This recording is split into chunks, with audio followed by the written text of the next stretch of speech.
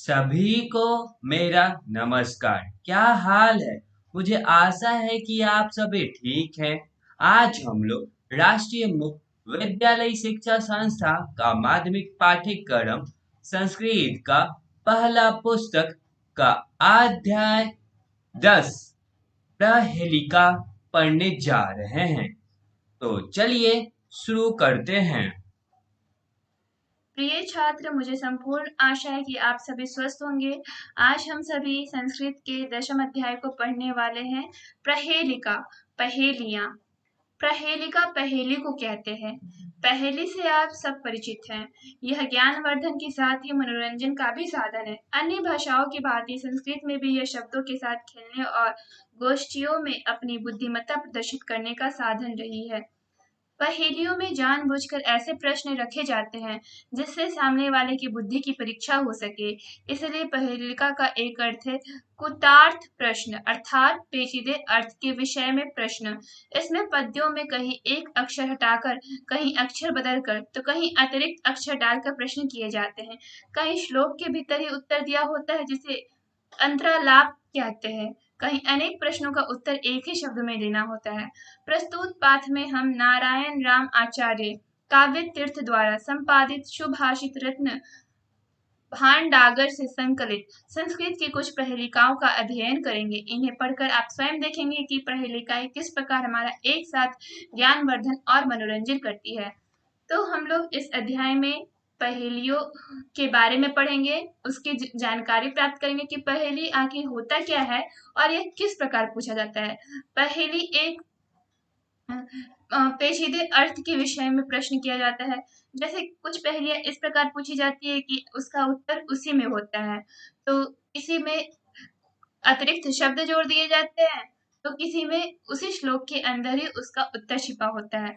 तो हम लोग चलिए इस पाठ में दिए गए पहेलियों को पढ़े एवं उसके उत्तर को ढूंढने का प्रयत्न करें। प्रथमः एकांशः। अपदो दूरगामी च साक्षरो न च पंडितः अमुखः स्फुटवक्ता च यो न जनाति स पंडितः। इस पहेली का क्या अर्थ है? पैर नहीं होने पर भी दूर तक जाता है और वह अक्षर से युक्त होने पर भी पंडित नहीं है। इसके मुख नहीं होने पर भी अपनी बात स्पष्ट रूप से कह देता है। जो इसे जानता है वही पंडित है। इसका अर्थात कि यह एक ऐसी चीज के बारे में बोल रहा है जिसका पैर नहीं है, फिर भी यह दूर तक चला जाता है। इस पे अक्षर लिखे हुए होते हैं, पर वह पंडित विद्वान नहीं है। उसके मुख भी नहीं होते, पर वह अपनी जो बातें कहना चाहता है वह बड़ी स्पष्टता के साथ हमें बता देता है, और इसके बारे में जो जानता है वह विद्वान है। तो इस पहेली का उत्तर क्या हुआ? पत्र। अगला पहेली। केशवम पतितम दृष्ट्वा द्रोणो हर्ष मुपागतः रुदन्ति कौरवः सर्वे हा केशव कथम गतः। केशवम, केशवम का अर्थ हुआ कृष्ण, और इस पहेली का अर्थ क्या हुआ? श्री कृष्ण को गिरा हुआ देखकर द्रोणाचार्य हंसने लगे एवं कौरव रोने लगे। यहाँ पे द्रोणाचार्य की तुलना कौवे से की गई है, और जो कौरव है उनकी तुलना गीदड़ों से की गई है। जब श्री कृष्ण जी गिर जाते हैं तो उन्हें देखकर द्रोणाचार्य हंसते हैं और कौरव रोने लगते हैं कि हाय कृष्ण, तुम कैसे गिर गए। अगला पहेली। वृक्षाग्रवासी न च पक्षीराज स्त्रीनेत्रधारी न च शूलपाणिः त्वग्वस्त्रधारी न च सिद्धयोगी जलम च भृत न घटो न मेघः। इस पहले का अर्थ क्या हुआ? कि वह वृक्ष के अग्रभाग पर रहता है। अग्रभाग मतलब कि सबसे आगे वाले भाग पर, सबसे ऊपर वाले भाग पर वह पक्षीराज गरुड़ नहीं है। उसके 3 नेत्र है, परंतु वह शिवजी भी नहीं है। छाल के वस्त्र धारण करते हुए वह तपस्वी नहीं है। वह जल धारण करता है परंतु घड़ा भी नहीं है।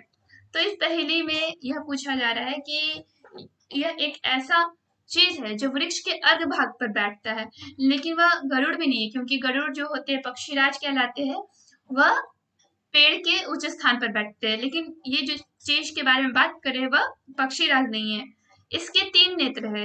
ये जो चीज है उसके 3 नेत्र है, परंतु हम लोग इसे शिवजी भी नहीं बोलेंगे क्योंकि ये शिवजी नहीं है। इसने छाल के वस्त्र को धारण किया है, पर यह तपस्वी नहीं है।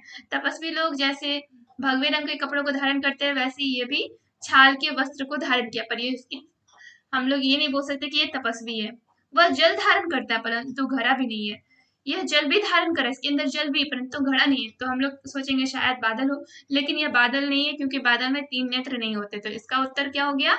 नारियल। नारियल में जो है वह वृक्ष के सबसे ऊपर भी होता है और इसके 3 नेत्र भी होते हैं। यह छाल का वस्त्र भी धारण करता है और इसके अंदर जल भी होता है। अगली पहेली। किमछन्ति नरः काश्यं भूपानां को रणे हितः को वन्द्यः सर्वदेवानां दियात् मेघमुत्तरम्। इस पहेली का अर्थ क्या हुआ? इस पहेली में 3 प्रश्न पूछे गए हैं, तीनों के उत्तर एक ही होना चाहिए। प्रश्न क्या है? काशी में लोग क्या चाहते हैं एवं युद्ध क्षेत्र में राजाओं के लिए क्या हितकर होता है, क्या उनके लिए अच्छा होता है, और जो देवताएं हैं उन्हें भी सबकी वंदना करते हैं, तो उनके लिए प्रिय कौन है? तो इसका उत्तर क्या हुआ? मृत्युंजय। यानी कि काशी में सब लोग अपनी मोक्ष की प्राप्ति करना चाहते हैं। रणभूमि में जो राजा होते हैं वो विजय पाना चाहते हैं और सभी देवों के वंदनीय कौन है? शिव जी है। तो 2 शब्दों के अर्थ से मृत्युंजय बना है। पहला तो हो गया कि पहले तो काशी में सब लोग जाके मुक्ति पा लेते हैं, मुक्ति पाना और मृत्यु को प्राप्त होना एक हो गया, और सब देवों के जो पूजनीय है वंदनीय है वो शिव जी है। तो दोनों को मिला के मृत्युंजय का जो शब्द है उसका बना है। 5वां पहेली। आनंदयति कोत्यर्थ सज्जा नाने भूतले प्रबोधयति पद्मानि तमांसी च निहंति कह। इस पहेली का अर्थ क्या हुआ? इस पहेली में 2 प्रश्न हैं। पहला प्रश्न है कि जो पृथ्वी पे सज्जन अर्थात जो अच्छे लोग हैं उनको सबसे आनंद कौन देता है, सबसे ज्यादा खुशी कौन देता है। दूसरा प्रश्न है कि जो कौन कमलों को खिलाता है, मतलब कि किसके कारण कमल खिल जाते हैं और अंधकार का नष्ट हो जाता है। इसका उत्तर क्या होगा? मित्रोदय, यानी कि मित्रों का साथ। अब मित्रों के कारण कैसे लोगों को आनंद मिलता है? तो जितने भी अच्छे लोग हैं पृथ्वी पे वह अपने खुश एवं दुख, प्रसन्नता एवं अपने उदासी को अपने दोस्तों के साथ बांटते हैं। यहाँ पे एक और बात हुआ कि हम लोग मित्र का तुलना सूर्य से भी कर सकते हैं। तो सूर्य के आने पर ही अंधकार भी नष्ट होता है और कमल भी खिलते हैं। अब हम लोग द्वितीय कांच को पढ़ेंगे।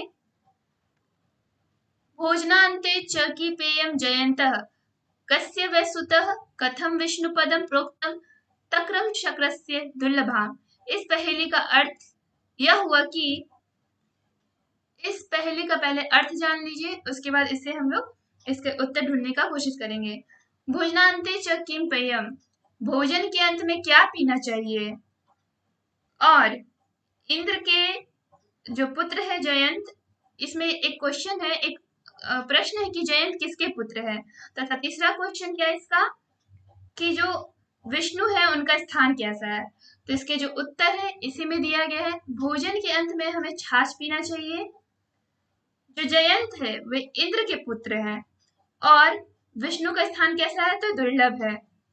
तो इसके जो उत्तर दिए गए हैं वह तीनों शब्द क्रमशः पहले, दूसरे और तीसरे प्रश्न के उत्तर में ही दिए हुए हैं। 7वां प्रश्न।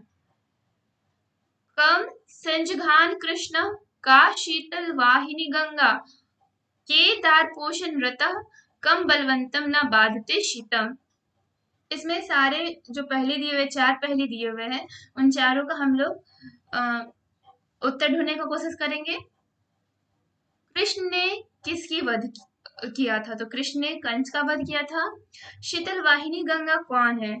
तो हम सभी जानते हैं कि शीतल जो वाहिनी गंगा कौन है, जो कि यह एक गंगा नदी है और वह काशी की तल पे बहने वाली है। तीसरा प्रश्न है कि कौन लोग अपनी पत्नियों के पालन पोषण में संलग्न है, मतलब कि कौन अपनी पत्नियों के देखभाल कर रहे हैं। तो इसका उत्तर होगा केदार पोषण रता। इसका मतलब हुआ कि वे लोग जो अपने खेतों में काम कर रहे हैं अनाज का उत्पादन कर रहे हैं वही अपनी पत्नियों का और अपने संबंधियों का पालन पोषण करने में समर्थ है। चौदहवां प्रश्न क्या है कि इसमें कौन सा ऐसा व्यक्ति है, कौन सा बलवान है जिसे सर्दी नहीं सताती है? तो जिसने कंबल ओढ़ रखा है उसे सर्दी नहीं सताती है। आठवां और अंतिम पहेली, सीमंतिनिषु का शांता राजा कोभूत गुणोत्तमः विद्वद्वी का सदा वन्द्या अत्र वोक्तम न बुध्यते। इस पहेली का क्या उत्तर है? इस पहेली का उत्तर भी इसी में छिपा हुआ है। इसमें प्रथम प्रश्न है कि स्त्रियों में कौन सी शांत स्त्री है? तो हम इस प्रश्न का उत्तर तो इसी में छिपा हुआ है कि स्त्रियों में सीता सबसे शांत है। राजा को भूत गुणोत्तमा, तो कौन से राजा का गुण सबसे उत्तम है? तो इसका भी उत्तर हो गया राम। और विद्वानों के लिए कौन पूजनीय है? तो विद्वानों के लिए कौन पूजनीय है? विद्या। तब हम लोगों ने देखा है इस अध्याय को पढ़कर इस पहेली को जाना, इसे समझने का प्रयत्न किया। इसमें पहेली कुछ ऐसे दिए हुए कि उसके उत्तर आप सोचेंगे तो आपको उसी में मिल जाएगा। किसी पहेली में जो आपके उत्तर है उसे थोड़ा सोचने पे, विचारने पे या फिर उसके हिंदी के अर्थ को जानने के बाद ही आप इसके उत्तर को दे सकेंगे। और अंत में अध्याय समाप्त हो चुका है। अगर इस अध्याय से कोई परेशानी हो तो अपनी परेशानी को टिप्पणी बॉक्स में हमसे साझा करें। और हाँ, सारे बोध प्रश्न, पाठगत प्रश्न एवं पठान प्रश्न बनाने का प्रयास करें। ये रहा बोध प्रश्न।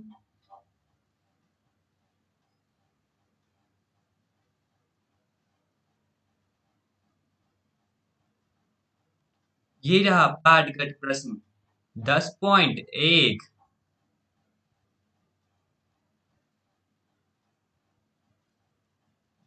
ये रहा पाठगत प्रश्न 10.2।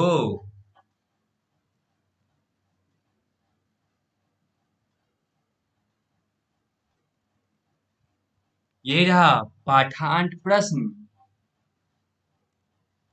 और यहाँ पे उत्तरानी दिया गया है।